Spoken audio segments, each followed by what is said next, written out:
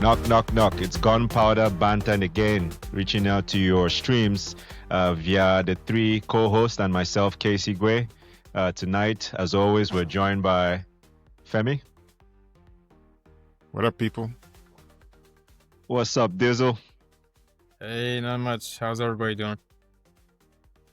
I guess I'm doing good. And you? It's more rhetorical. I love We it. have to answer. I love it. I love it. Anoshoke, who Namdi says looks like he's about to drop a new mixtape album. How are you? if we win, I just might. Yeah, we'll be the first ones to buy it. Support the cause. Maybe we can afford a ride back on loan in January. Maybe, Yeah. just maybe. Well, welcome to another episode of Gunpowder. As always, it's us here, four college friends who bring our lively WhatsApp conversations to the airwaves for you to share in our discussions. So let's get started here. Talk about Everton. Another win. I guess we're top of the league after Man City was briefly top of the league, but again, the game didn't come with some controversies. Let's let's start with the general thoughts. Namdi, as you're watching the game, how were your emotions like as the game progressed, even though it was a win? Well, as I didn't watch the game live, so I kind of had the advantage of watching it in hindsight, knowing what the what the scores already were. So I didn't have any anxiety as such. I watched the highlights first, and then I watched the game itself. I would say I don't know how you do that, man. I cannot I cannot check the scores without watching the game live. Like I Nah. literally mute all groups, all Yeah, I'll stay away from it all. I don't have that kind of discipline. There's Especially certain phone calls I don't pick. Especially when I keep hearing my phone buzzing. I see people screaming with text messages. Do you know what's more annoying? When I'm watching the game and my phone goes off and I look at it and it's the Premier League app. Oh, I know there was a goal. I just don't know who scored. Yeah. I have to wait like 30 seconds to find out.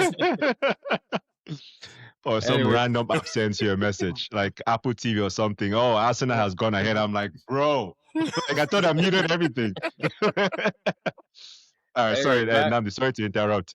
Anyway, back to the game. I mean, are we even surprised? I mean, it felt like a December fixture, like around the festive fixture against a tough side. I mean, away Everton has been like one of these bogey teams for us around this time of the year.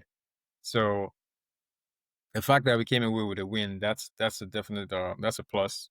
I think last time did we lose or did we? I think we drew with them or something. I think we drew like 0-0 or something. Yeah, something it like was. that. They didn't ask you what happened statistically, historically, all of this. Yes. How did you feel watching the game? That's what we're saying. Plan is going now.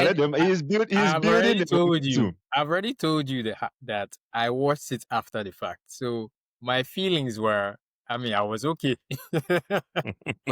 I didn't have the anxiety that you guys had when you guys were watching it. So Okay, then let me rephrase the question. Did we play well? It's not about who Everton is, whether they are tough, whether they are not tough.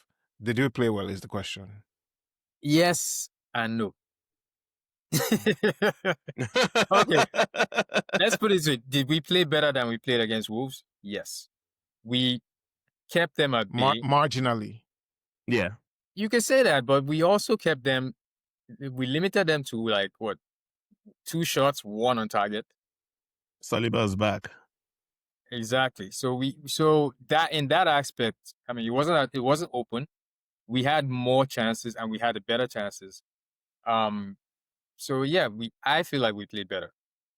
I mean, the game itself was a little physical, but that's kind of how Everton likes to play. They like to they create a lot of stoppages in play, like keep the ball in, like they don't keep the ball on the ground as much. They like to make the play because they know our style of play is to put the ball on the ground and be more progressive. So it was in their own best interest to try and stifle our play. and they did that to. I would say they tried to do that. And the longer it stayed at 1-0, I think the more anxious our fans got. But I didn't get that sense that the players were anxious. Mm-hmm. So Because you're watching it in hindsight. no, not that. I mean, no, just the fact that if you watch the second half, we controlled that game. There wasn't the panic that I saw in the previous game when we were holding on to a narrow lead. So yeah, it was a lot better. Femi looks like his hair's about to explode with ideas. No, no, it's just not ideas. I mean, I just want us to stop telling the truth. Like, we're fans, right? We want this team to do good. We want the team to play well. But if we play like that for the rest of the season, we'll barely make Champions League. That's the truth. Femi, at this point of the season, the games are coming thick and fast. I honestly don't expect us to play fluid football. I really don't. I expect us to play functional football and take our chances and be more clinical. We were not clinical today. I'm gonna answer my question. How did I feel watching the game? I felt like I see how you posed the question to yourself and then answered it, but carry on. I felt like same old, because that's really what that game was. It's So you're saying there was no improvement? There was improvement, but it was marginal, not enough to say like I'm seeing something different. I wasn't seeing anything different materially in terms of how we're playing. It was still the same. Sure, we're not going to play fluid football. That's not what Arteta wants. I can't remember. I think it was like maybe in the 20th minute or something. We won the ball back from them quickly, and I can't remember who broke on the left. I think it was Rice. And he got to the midfield line and he stopped the ball. And he goes back. And it's kind of like, the way we are playing is kind of like, hey, it's not fair. We can't break. You guys go set up your defense first so that we can now play. Like, it's annoying to watch, to be honest with you. Like, we're so focused on this control thing and possession thing that when we're we make it more difficult for ourselves to play going forward. And I don't know why. I don't get it. I don't understand it. You know, I had this thought the other day. Wasn't Arteta coming up in the Arsenal that actually played that fluid football? The tiki-taka, that's where he maybe not made his name, but that's where he was before he decided to, that's definitely why we got him from Everton. We got him from Everton to link up play for us just like that. So yes. I'm like, so why is he so against this style of play? But remember, that was his bread and butter. But remember, when he came into our team, we didn't really have a DM. Arteta was basically kind of like our DM. Agreed. And we didn't win much with that style. So there's a fragility in the spine of that team. But footballers, and that is the one thing why I'm willing to get on board with it. Is it's something different, and he's trying to win, and he's trying to do something different, but the results are not giving me confidence. Yeah. We hit the post twice, right? Yeah.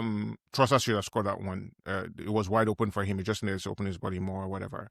The Zubi one was whatever, a little more. That one is harder. That was harder. XG, yeah, that was a lot more difficult. Yeah.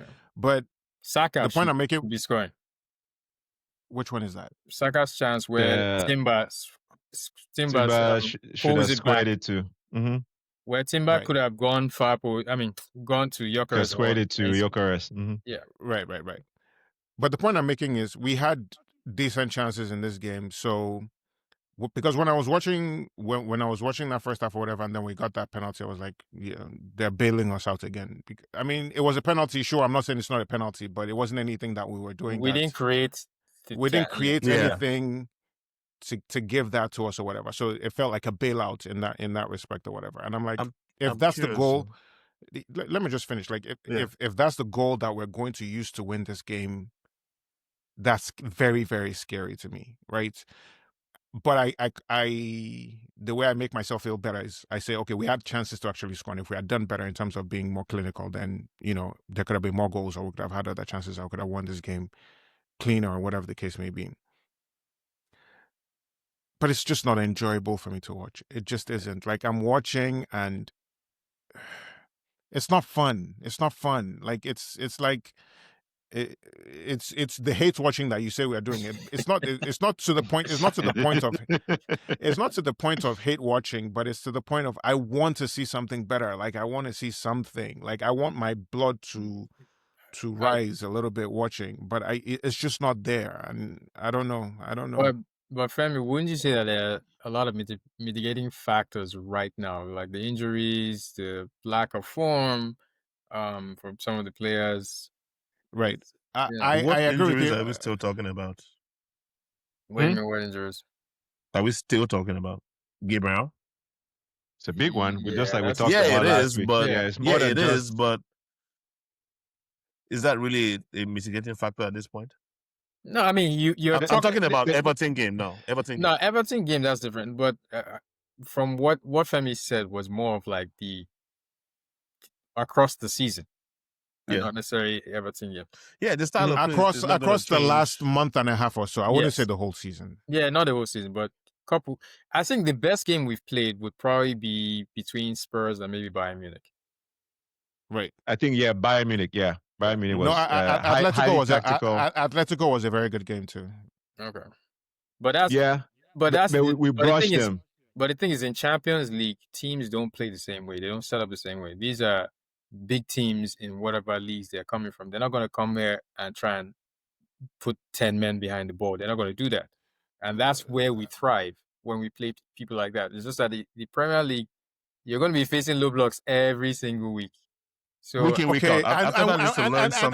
And we have to do something about that. Yes. Yeah. Yes. I remember when Liverpool was initially having their struggles, and we clowned Arne Slot for saying, "Hey, the other teams are playing in a way. They are hoofing the ball. They are playing the ball long for us." Yes, because that's what works against you. You got to do something against that. It's the same criticism. They're going to play you. They're going to play us the low block every single time. We got to do something different. So teams find a way to play us about our style, right? Where we take into consideration our style, and we do the same thing as well. So put your mind in Arteta's, or put your head in Arteta. Imagine you're Arteta for a second, right?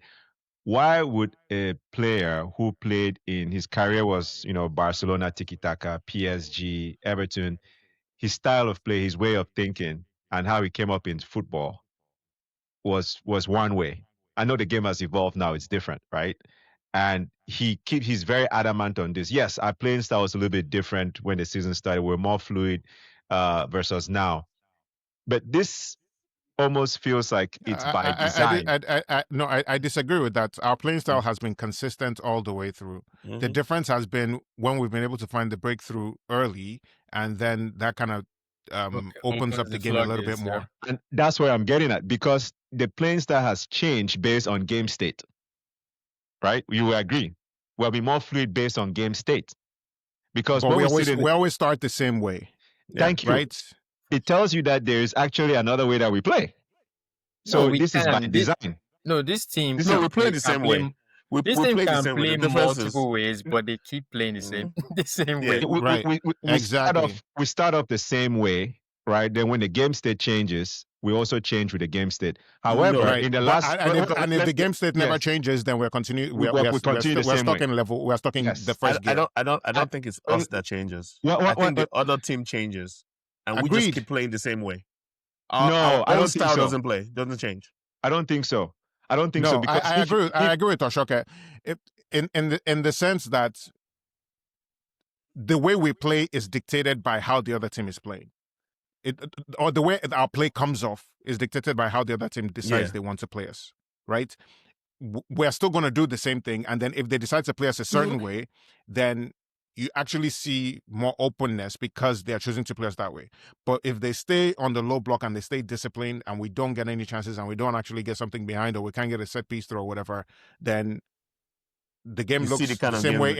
The game looks the same way in minute number 5 as it looks in minute number 75. So, okay, however I look at it is game state. but we have the ability to change. We have different ways of playing to accommodate whatever the game state is. Just like with Bayern, Bayern played the same way all game, right?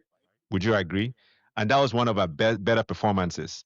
They were very fluid. But they weren't playing on the low block, right? Yeah. But that's what Namdi was saying is they didn't set up. They set up very different for us. So we're comfortable in those games. England teams. We're not talking about games where we're comfortable because of the way the other team chooses to play us. We're talking about games where we're uncomfortable because of how the other team chooses to play us. So that's why I said let's get into it. We've come back to the beginning. Let's get into Arteta's mind, right? Game state. So why is he choosing to play the way he's choosing to play in those circumstances? And how does it change?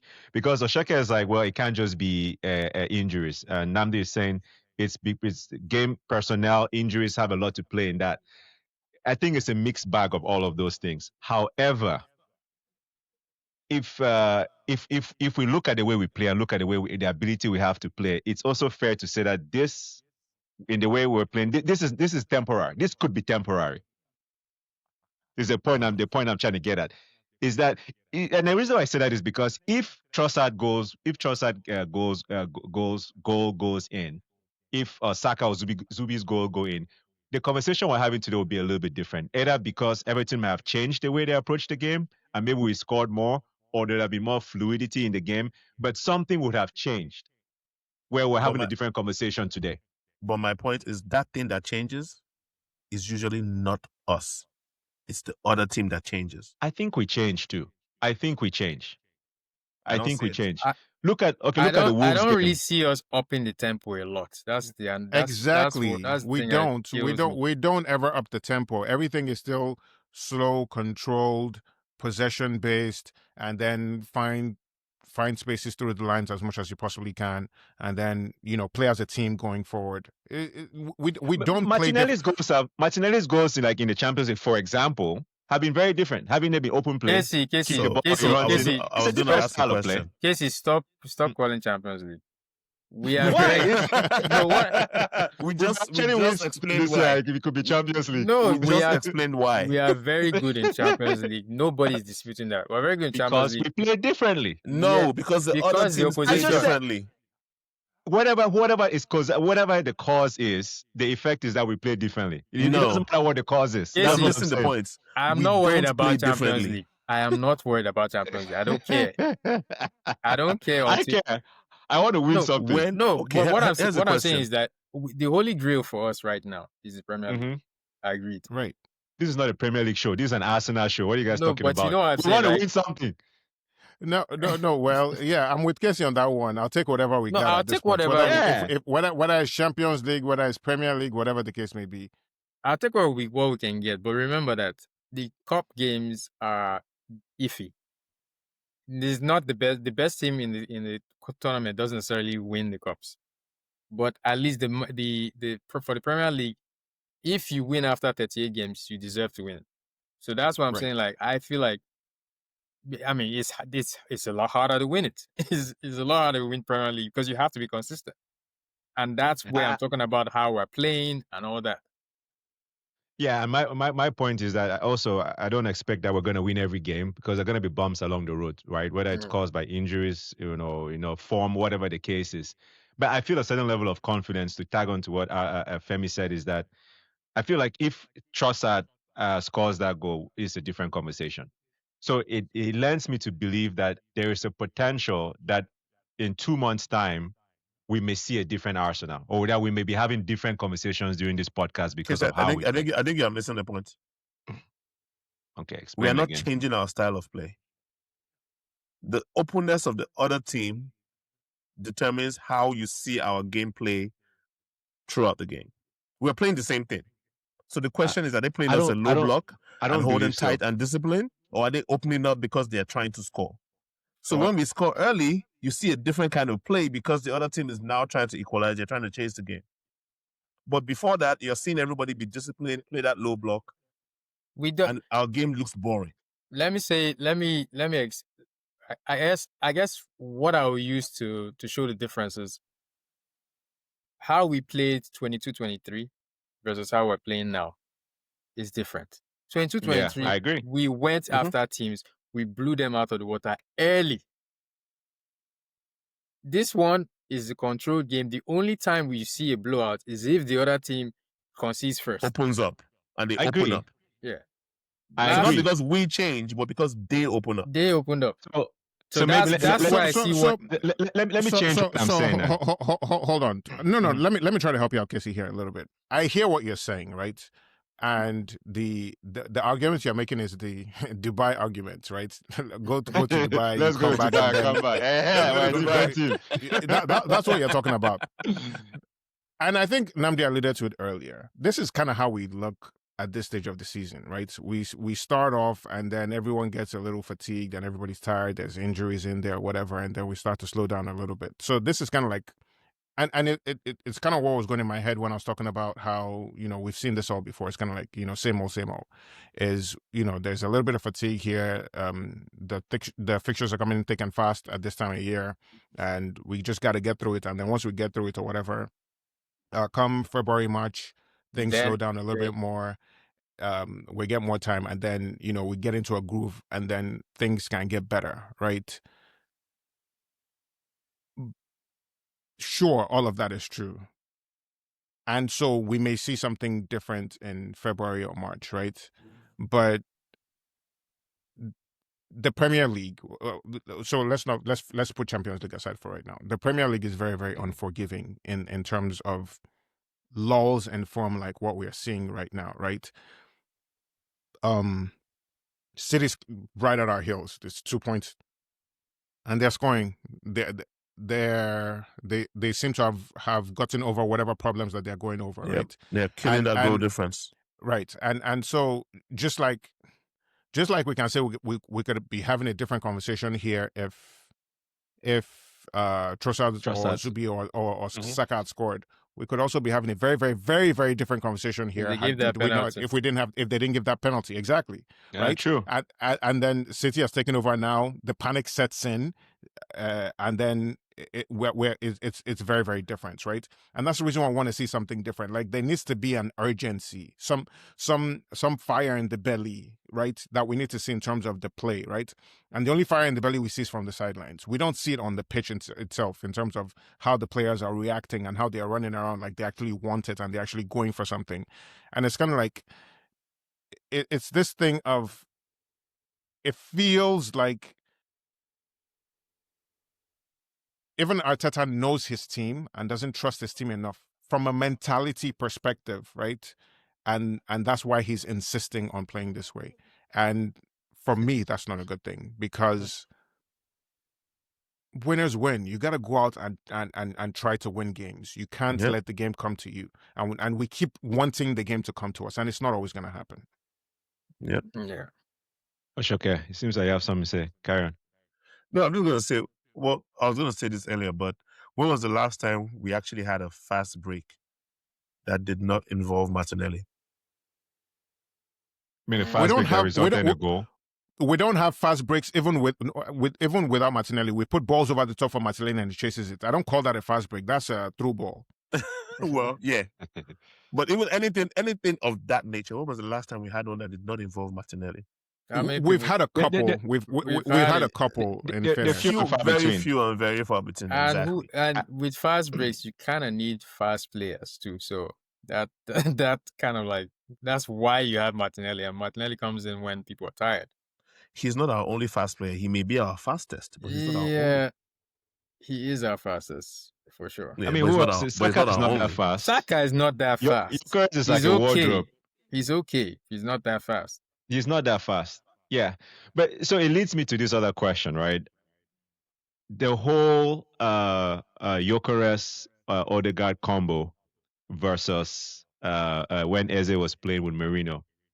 What do you guys think about it? They're compared it to when we had Merino playing as 9 and with Eze playing as 10 versus Odegaard as 10 and Gyokeres as 9. In terms of how you felt watching the game, in terms of the performance of that time. I add form to that because form matters a lot in those combinations, to be honest with you, right? Yeah.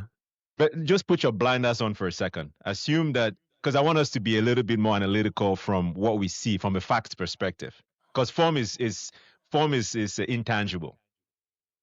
Funny enough, I think we actually looked better with Eze as a 10 and I agree. Merino. Yeah, we did. It was a lot more fluid. Yes. No, it was. We're playing a lot more fluid. That was one we're actually playing well. Is when Eze was in there. We didn't have Odegaard in there, and Eze playing out the 10. We looked a lot more fluid playing as that. The other thing I will add to this is the game looked very, very different when Jesus came in for at the end of For it. Big Right? G. Mm-hmm. Like there is something he does. There's something different. It looks it's still slow possession based or whatever, but you can see some intent in there, right? And there's a he has more of a chaos factor. That I think right. that's probably it. Like And when he's in the box, you can't touch him. So with Gyokeres is too he's too clunky, man. Like this touch that he has. or lack of. Yeah, I saw this ball that they played to him on the left hand flank, and then he was trying to cut in between two defenders, and somehow the ball just rolled away from him and into the hands of the goalie. And I know exactly that. That's the one that Saka was around to, and somehow yeah. something. So right, because that's the problem with Gyokeres where he is right now. It's all about pressing and hard, and he has to try really because he could have laid that ball off. Yep. Like 10 seconds before he tried to beat two guys, but either he doesn't know how to do it. He's trying to push for a goal. But him trying to push for a goal, but you can't do that. He can't because beat two guys. He can't beat one. That's why they gave him that penalty to take. Yeah, because he needs a goal. Yeah, he needs a goal for sure. And he's the best penalty taker at the club. So one thing about it, I was just thinking about is his touches are horrible, right? But if you have somebody playing close to him that he can lay the ball off to and run, because he's more of a one touch or few touches, fire shot. He's a low touch. If somebody if you can have somebody that's closer to him, like an Eze, because Odegaard drops deep too. So basically, we should go to 4-4-2 for him. I don't even know if it's 4-4-2 it won't because 4-4-2. It'll be a 4-2-3-1 with maybe Odegaard or 4-2-3-1. Or Eze pushed up closer to him. Which is you play a double pivot. And maybe that's something we need to try as a formation. Maybe not only with Gyokeres, because typically when you have that combination of Eze and what's his name, Merino. They kind of are playing off the same space, sort of. Are we not playing a 4-2-3-1 right now, anyways? I was just about to say that's kind of what we're playing. At least on defense. On offense, it goes to like a 4-1-4-1. Yes. Or 4-1-2-3. Yep. But I kind of feel like you need almost like a 9.5/10 combo with the way this team plays, especially to beat the low block, because you need those runners. You need those layoffs. You lay off the ball and then you make a run. Something to distract the defenders. So the difference between when you play Eze and when you play Odegaard is when you play Odegaard, it's a lot right heavy. That right hand side is very right heavy. Very right heavy. With what's his name? With Eze. With Eze, he's more central. So you're gonna see both sides of the pitch coming into play. You hardly see that when Odegaard is there. He just focuses on doing the whole triangles with Timber and Saka. And totally neglects the left hand side. So but I think Rice gets it. Rice does the same on the left. On the left hand side. Yeah, but Rice doesn't get the ball as much as Odegaard does, right? And Rice is more of a you play Rice there because of his defensive solidity too. So he's not going to get up further forward as much as somebody like Eze would be. Eze is basically a second striker in that situation. I think that's what it is. He plays almost like a second striker. So having him in the team with Merino, it almost overloads that central area a little bit. Yeah. And if you can get him clicking, if you can get him passing the ball, or being able to be that link in the layoff. I think we get something more out of the offense. Were you guys I know we've. surprised? Were you guys surprised? Sorry to cut you off. Were you guys surprised Mhm. that Eze didn't even come in? Not really. No, Okay. the game didn't call for it. We were Yeah. losing. I mean, we were And leading 1-0. We needed to finish the game. We no, needed we're another leading goal. 1-0, but we weren't convincing either, right? Everton had their chances too. What chance do you remember? I mean, Do you, they were pushing. They weren't sitting and waiting for us, right? And we needed that defensive solidity in this game more than anything else. The thing that Eze lacks the most, right? Eze would have made us a little more vulnerable defensively. And, we needed to be solid at the back. We needed that solidity more than anything else in this game. okay. Yeah. So who came that in means for? he's definitely playing next match against Crystal Palace. I mean, he has to play tomorrow. Yeah, I think Nwaneri is going to play tomorrow. What? Nwaneri? No, Nwaneri is not playing. Nah, he has to play too. No, both of them have to play. Both of them are playing. And if Nwaneri cannot get, we have fixtures coming thick and fast. We have the Carabao Cup semi-final against Crystal Palace. If he cannot get in, that's not the semis. Sorry, quarterfinals. I'm sorry.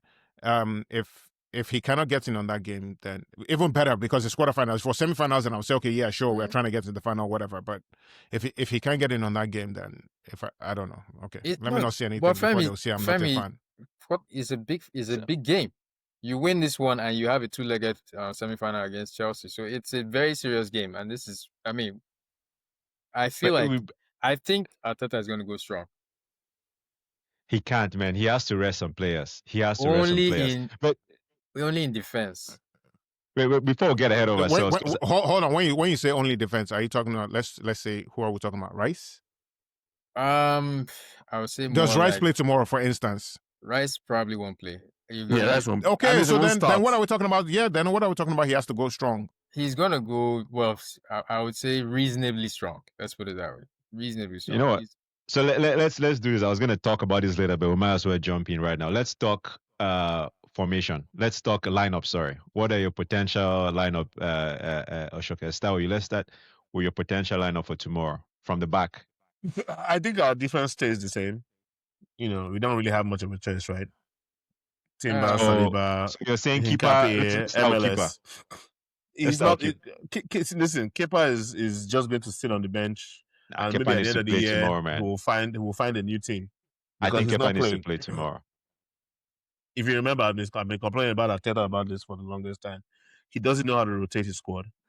Yeah, there's no reason why Raya should play tomorrow, but he will. I don't know. Goalkeeper is very different, right? You're not putting miles on it, miles on yourself playing. You build your sharpness by playing. For me, having a backup goalkeeper is if one person your number one gets injured and you want to have someone capable in there. But if I'm not different competitions. What is happening? Is it how much? What's the problem? Raya is tired of standing there. No, it's not a rest thing. For me, it's not a rest thing. It's just a rotation. Keep him fresh. You keep him. I definitely see rotate him in and keep him fresh. You have 4 different competitions. Why are you playing one keeper for all 4? It makes no sense. None. 0. I think Kepa has to play tomorrow. Bad with it. I think Kepa comes. Kepa is not playing. Raya is going to play that game. I think Kepa comes in tomorrow. Yeah, I can criticize Arteta like most, but honestly, in the goalkeeper situation, I'm like whatever. Honestly speaking, like I don't see it as meaningful compared to how we rotate the rest of the squad. The effect is not as much, but it's just a sign of how bad he is at squad management. And I'm saying I disagree with that with respect to I disagree with that respect to goalkeeper. Or if you're talking to just goalkeeper. No. Okay, please just finish your okay. Let me finish my lineup. You know, I skipped keeper because I didn't even think it was up for a thing, right? Okay, so I think left back is going to be MLS. Center defense. Hincapié and Saliba. Hey, right back. Timber. Who else is going to put? We have a game on Saturday. Who is he going to play? Between Tuesday and Saturday, you get time. You have time. Yeah, but who is he actually going to play? There's nobody else. They just played 2 days ago or 3 days ago. My guy, they will play again. Yeah. Okay. And then, so in the midfield, he plays Zubi, Eze, and Merino. So Rice gets a rest. Rice takes a rest. Odegaard takes a rest. Who strikes? Jesus. He starts Jesus. Who's on the wing? Noni and Martinelli. Okay, I can see attack. I would, I agree with Jesus up front, Noni on the right. Start from the back, Femi. I'm starting from the front. What's the problem? No, I'm the one who's telling you what to do.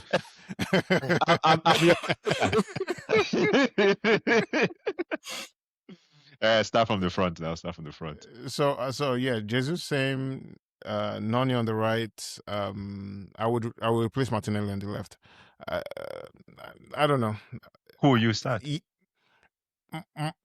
For me personally, the games Martinelli starts are very, very emblematic. Yes, they are very, very emblematic of our dead football. Let me put it that way. Oh, I didn't say that because I wanted him to play there. I just know that that's what Arteta is going to do. Yeah, I think you play Martinelli on Trossard. Trossard doesn't have that many minutes on him anyways, so I think he should be fine. But he just came back from injury. This is his second week back, first week back. Anyway, sorry, it's your lineup. My bad. Second week back, yes. But I would keep Martinelli in there. I would play. You keep Martinelli. You keep Trossard. Sorry, Trossard. I'm sorry. And then Eze would be at the 10.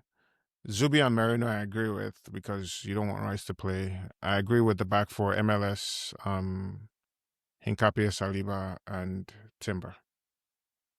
I'm going to go. I mean, most of the things I agree with, but I would say this time I'm going to throw a curveball and say this time Norgard will start.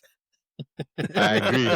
No, I'm in that same boat. I'm going to go for Zubi. Yes. That's not happening. I thought I was not going to do that. Or in defense. I think he's more likely. Honestly, I think he's more likely. Just came back. He's more likely to start in defense, actually. Yeah. Than I can see that. I can see him starting in defense. But that won't happen though. I can see Arteta playing Norgard as a right defender in place of right back. Right back in place of Timber, just to do a job. Right. Just to do a job and then leave Saliba and Hincapie and MLS. Because who is most injury prone in that back line? So here's the thing, right? Right back is a very, very sensitive position. You're talking about the overlapping and all that and the no, I'm not even talking about from attack. I'm not talking about yes, I'm talking about the triangles, but I'm talking more about being able to keep pace with whomever they're putting on the left. Gotcha. From there. It's a very position based your positioning has to be like on point. Norgard is an experienced player. At either right or left back. Yeah, but it's one thing to be experienced, but then if you've never done it before in an actual game, it's a difficult thing. It's a very, very difficult thing. Central defense is more forgiving. I would even say DM is a little more forgiving because you have support with whomever is playing alongside you. But you are alone to handle at least one person on that wing. So you're saying you don't think he can play? He'll play him there. So you think Timber will play? I know people who said they played Partey there last year, and so no, that's what I'm saying. That's going to be the Partey experiment. It's going to be the Partey experiment again. Yeah, I think he has learned his lesson on that Partey experiment. But the Partey experiment was different. Partey kind of exhibited what Partey experiment was symptoms of what I just said. But the difference between Partey is but I'm saying he used to get lost sometimes, right? But he got better as time went on, and more importantly, Partey is a much, much, much, much, much better defender than Norgard is. Let's call a spade, right? So yes and no, I see it, but I don't know. Anyway, let me say my own. Jesus up Where front. sorry, one more thing, right? Before you say that. We're more likely to see an academy player play at right back who's used to playing in that position than to see Norgard in that position. Yeah, Norgard is definitely not playing right back.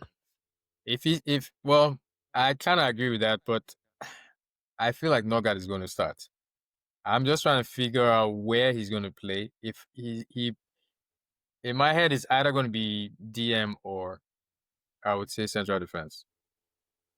Right.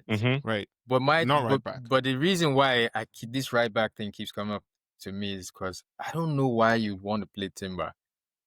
We're one knock away from not having a right back at the club. Knock at all.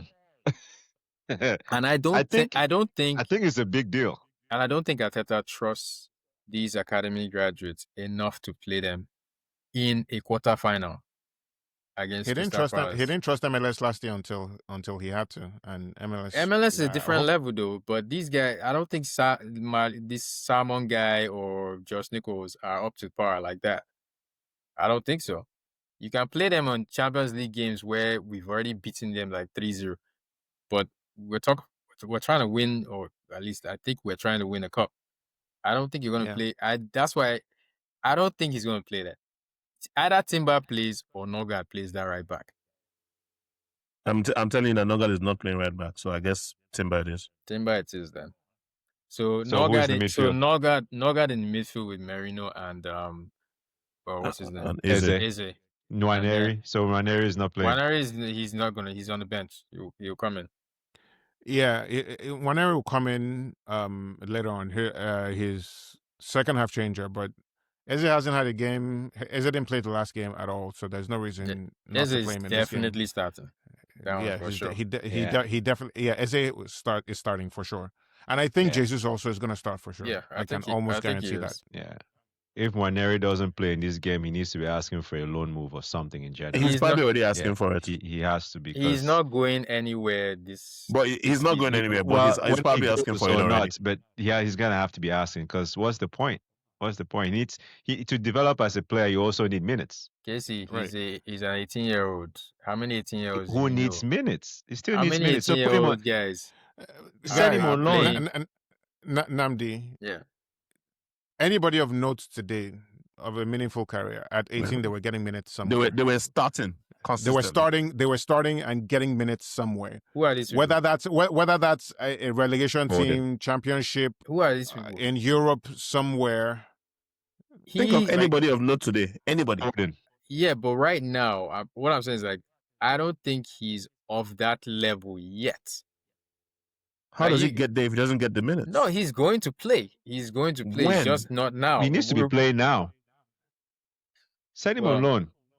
Look at all of them. Palmer, Foden, all those. Send him on loan. You want me, and then our midfielders will now start dropping like flies. That's play him now. Play him. Even if you're playing him 20 minutes or whatever, play him. Play him 20 minutes. What do you mean our midfielders are dropping like flies? If our midfielders drop like flies, that's when then we're still screwed anyways, because A, he doesn't have the minutes, and B, his manager don't trust him. So they were just dropping like flies and he still didn't play him. No, he played him. What are you talking about? When Odegaard was out. He played now. Nah, how many times he played? How many games did he play? If he got 40 minutes, I'll be shocked. He played a few games now. He started cup matches. No, he did not start any. Well, started a cup match, maybe 1 or 2 cup matches. Yeah, he started one cup match. Minutes. Okay, pull up his minutes, because I remember him playing a few games when Odegaard was out for a couple months. He played one. So starting, or he played one. Keep in mind, Eze was in. That was one we're seeing Eze in form too. So, yeah. So Nwaneri in Premier League, he has played 165 minutes. Yep. Total. Six appearances. Okay. In League, 2 appearances, 180 minutes. Okay. Champions League, 3 appearances, 101 minutes. Okay. So he's 165 minutes, bro, in Premier League. So among all 3 of them, he's played barely like 400 minutes. And we're halfway. We're already in December. We're in December. For an 18-year-old, you got to try. No, you are talking about an 18-year-old that you are keeping as a squad player, not somebody you say is supposed to be the future. That you give Send a him out 5 year on loan. that you give a 5-year contract to. How much are we Send him out giving on this loan. guy? Let him go develop. We are not giving him 20K per week now. We are giving him like what, like at least 50K a week. Maybe 30 or 40, something like that. Femi, this guy is not he's not going anywhere. Let's just say that he's not going anywhere this He season. will leave. He will leave in the summer. If he doesn't go on loan in January and this continues, he's leaving in the summer. Guaranteed. We can't stop it. That's guaranteed. He's leaving. That's a 5-year contract. You just keep him there until if somebody for him to leave, they have to bring anything above 50 million. That's when they start considering. If they anything less than that, they're not going to sell it. This is Arsenal. Wait. 50 million for what? Like, he's not playing. There's nothing to see. He has nothing on video for you to see. Then you want to charge 50 million. What are you talking about? Wait. So all these Liverpool players that they be selling, Liverpool. Like who? How much did Kwanzaa go for? Have you ever seen that guy play? Kwanzaa played half of last season for them. This guy was injured for most of the second half of last season now. Konate was injured most of the second half of last season. Kwanzaa did not play half the season. He did. Okay, he did. We gotta look that up. He played pretty much half of last season alongside Van Dijk because Konate was injured most of the second half of last season. We gotta check that though. But all I'm saying is that if these guys can be charging exorbitant prices for players that are considered fringe players, then you forget that this is Arsenal. That's why they were able to sell him, because he was able to put a lot of good minutes on video, and Konate was coming back, and so it's easy money. Yeah, but Femi, you're saying this is an example, but we have seen several cases of players from Chelsea and Liverpool that don't even make their squad. Academy products that are being sold for 40 million. You're talking about teams that are known for selling high. Yeah, but we have... Arsenal is known for selling low. We have better now. That's a fundamental problem. Why do you think anything would change because it's Ethan? Anyway. But the bottom line is that Ethan needs minutes. Ethan needs minutes. Sure. He does. Yeah, and if he doesn't get it, he's leaving in the summer. That's pretty much guaranteed at this point. Yeah, I think that a right back, I won't be surprised if Arteta does something different tomorrow. I won't be surprised, because I just think that it's the position where we have zero backup, none, not even one. Maybe the kid from this thing from the academy is actually a central defender, the guy who played in the Champions League, right? So I think it's a massive gamble. Yeah, he may play him, but I doubt it. I think Nichols is more a natural right back. But Nichols is like what? Isn't just Nichols the short 16? Guy? That's the short kid who was on tour, preseason tour. Mm-hmm. He was preseason tour, a couple years ago. Nichols is like what? He should be like 16, 17, right? I couldn't even find him. I'm looking at him, looking him up on the Arsenal.com. He's not. Well, I guess he's not a first team player. Yeah. That's why he's not listed here. But we are here. We spent at least 10 minutes talking about this right back issue. There's a problem. The January window is about to open and it will close. We're not buying anybody. Ben White will still be injured at the end of it. And we don't have to buy anybody. Get someone on loan then. We just need a loan player. That's it. We just need a loan player. I can tell you that Arteta is not getting anybody on loan. I will tell you this right now. Is it because he chooses not to, or because the board doesn't give him a loan player? Casey, last year when we can afford a loan player. We can afford a loan player to play right back. No, we'll get a loan player. Casey, last year when all our players were dropping like flies, did he get anybody? Is it now that we have? I think that was a board. What we needed was a striker. What we needed was a striker then, and they chose not to spend big in January on a striker because there was also a lesson learned by that. And I don't think they're going to make that same mistake. You don't have to go out for the striker that you want, but you need someone who's serviceable in that position, and you can go out and look for a loan for that, rather than spend big money. I do think we're bringing the right back in January on loan. Between now and January transfer window, we have Crystal Palace, Brighton, Aston Villa. Then January we have Bournemouth, Liverpool, Portsmouth, Nottingham Forest. So let me tell you why we're not going to buy anybody. Mosquera is coming back soon. Mosquera is end of January. Exactly. They're not going to get anybody. And it's supposition. We're still not sure because they said it was a pretty bad injury. So this is my opinion. it's still. This is my opinion. He's not going to get anybody because he feels that Mosquera should be back by the end of January. So he will try. He's going to try and survive January. Is Mosquera a right back? No. Like, what are we talking about? No, that's where they're going to play. But he's been playing there. He was playing there. He played for Timber now. Before White came back. Before White came back, that was right. He was playing. That is right back. So we're gonna go 9 games with one. I don't right remember back. seeing Mosquera right back. Oh, no, he played. That's where he played. That's the one who was giving Timber a rest. He gave Timber a rest, and then sometimes he would give Saliba a rest. In the beginning of the season, they were alternating. They were alternating both of them before Rice now became fit. Before actually don't White, remember that at all. Then my mind must be failing me because I can't picture Mosquera. Yeah, I know. I only remember him playing for Saliba. Dude, trust me, he has played. Right, he played right back a few times this season already. Yeah.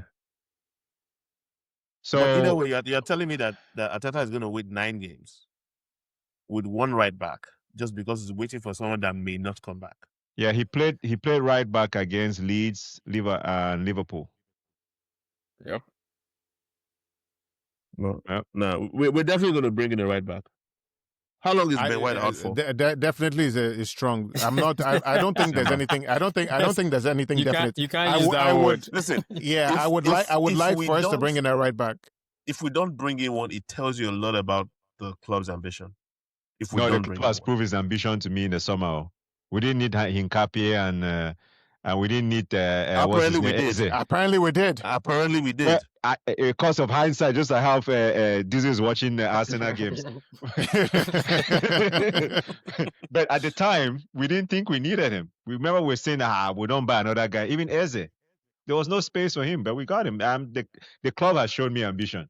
But I agree with you that we still need to. If you don't bring in a right back this January, then all that ambition was for nothing. Yeah.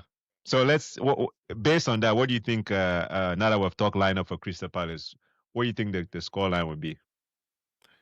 I think it's 2-0. Wait, are we playing home 2-0? Home or away? I think this is away. Let me see. This is at home. Sorry. At home. Okay. 2-0. Yeah, I think 2-0. I think we win that. I say 2-1. Depending on who plays back, we're considering. Yeah, that defense. If it's the same lineup, Mateta. Yeah. But bear in mind that they got walloped by Leeds, so I don't know. They got walloped by Leeds 4-1 because they were preparing for the game on Tuesday. So everybody always comes to play us with their ambition. Yeah, but they didn't make changes, so that was their full squad that got beaten by Leeds. So you're saying what, 2-1? Yeah, let me see who played that game. Dude, everybody Leeds. played. I checked it today. Lacroix, the whole backline played. Edin Ketia played. Remember, they are missing some players to AFCON.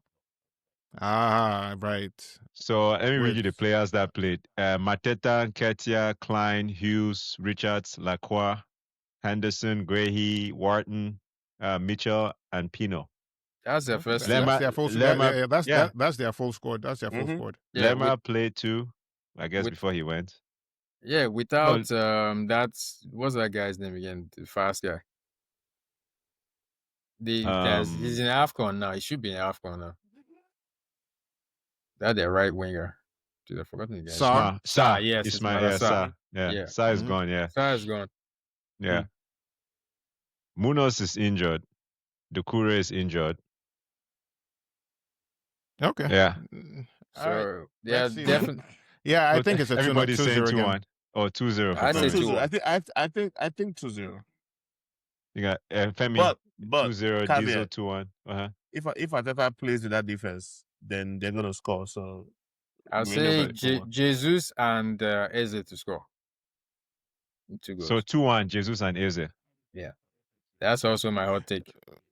Yeah, my hot take is I agree. Jesus is going to score, but my second hot take is that Timber is not going to start at right back. So he started central So defense. you're playing essential. No, he's gonna start on the bench. Timber is gonna start on the bench, and we're gonna see someone else at right back. Who that person is? Who that person is, I don't know. He's gonna be Norgard. Norgard is not gonna play right back for us. Ashoke, what's your hot take? What's my hot take? I feel like it's a little cliche now to say Jesus and Eze will score. It was your hot take. It's your hot take. Don't worry. Own it. Own it. I don't even know what my hot take is. Okay, while you're thinking about it, let's talk about Brighton over the weekend. Predictions and hot take.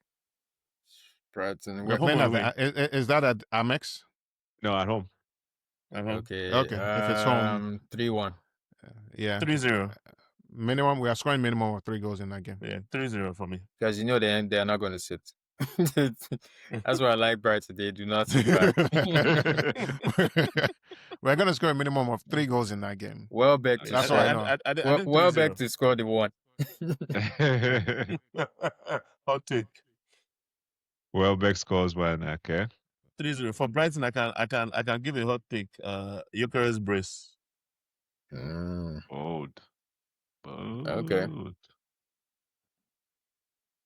Okay, Oshoke. Hot take for Crystal Palace. I'm still thinking about that one. Okay, you can. Is my running hot take still valid since Manchester City led the league? Wait, did I say? I said Gyokeres was going to score, right? Yeah. You did say you said 2-1 Gyokeres scores. Yeah. Oh, you need a hot take for Brighton game. Mm-hmm. You said minimum of 3 goals now, Femi. Yeah, minimum of 3 goals. Yeah, that's your hot take, Abi. Yeah, I said 3-1. My running hot take still stand. Max Doma doesn't even see the bench. But he's injured now. He's injured. He's injured. So that one is yeah. No, I was thinking about my running hot take, and I'm like, am I still valid since at the end of the weekend we are still on top of the league, even though City was on top for for overnight on Saturday. So your hot take is that? I'm sorry, not overnight, for a few hours on Saturday. On Saturday. No, it's still valid because the hot take is week on, week out, not day in, day out, right? It's whatever we want it to be. No, it's week on, not day. Anything can happen before we play. No, so I assume I put a bet with the betting house. Would they agree to that? Would they agree to pay out that? Those terms that depends. Is it a Nigerian betting house or Bet Niger? Because it will change. Okay, so I think that's about it. We can wrap up the podcast. It's been great dissecting this game. I mean, I'm really hoping that our next podcast will be a much more brighter atmosphere, brighter moods, more goals. We can celebrate Big G. We can talk about the comeback of Jesus. We can talk about our defense firing again and keeping people out, shutting other attacks out. And, back to those happy days when it was all smiles. Yeah, I think we're on the way there defensively. I think I'm still happy with where we are defensively, to be honest, even though we're still missing Big Gabby. I think we're fine defensively. The problem is going forward. Yeah. I just hope that by our next podcast, I can actually come in here and say, you know what, Arteta has finally figured out how to play against the low block. So I just had to throw this in here. Until the next low block. That's the yeah, we'll just hit replay of this podcast on that episode. Yeah, I throw this in there. I was watching the opening game highlights for AFCON. I just had to throw that in there. Sorry. And is it Gyokeres? Yeah. And then I just... we're not going to respond to your comment, right? No, it's not a response. But when I was watching Hincapié playing, there were some balls that he missed against Everton. I don't know if you guys remember. He's not a bad defender. He's a very good defender. However, there's just some 1 or 2 things that happen each game. You're like, there's some balls where he tried to kick the ball and then he sliced it or he didn't really connect with it. And I'm just like, this is kind of giving me AFCON vibes. Like, I know we're not talking about AFCON, but no AFCON slander will be tolerated here. Hey, I'm the only one who repped AFCON today. I like how you try to throw AFCON in there and bring in Hincapié that is not even African. Had to find a way to mix the two. Yeah. But no, we'll bring the podcast, and then it was great talking about this game, and looking forward to the next episodes. Again, Gunpowder Banter, we're staying strong. It's not easy, but we're going to keep the content coming to you every week as we can here. Subscribe to us on YouTube, hit the bell so that once we release an episode, you get notified. You can also find us on Spotify and on Apple iTunes podcast. So thanks for listening to us. Oshoke. It was been a pleasure, guys. Talk to you next time. Namdi. Always a pleasure. See you guys next week. And Femi. You go better.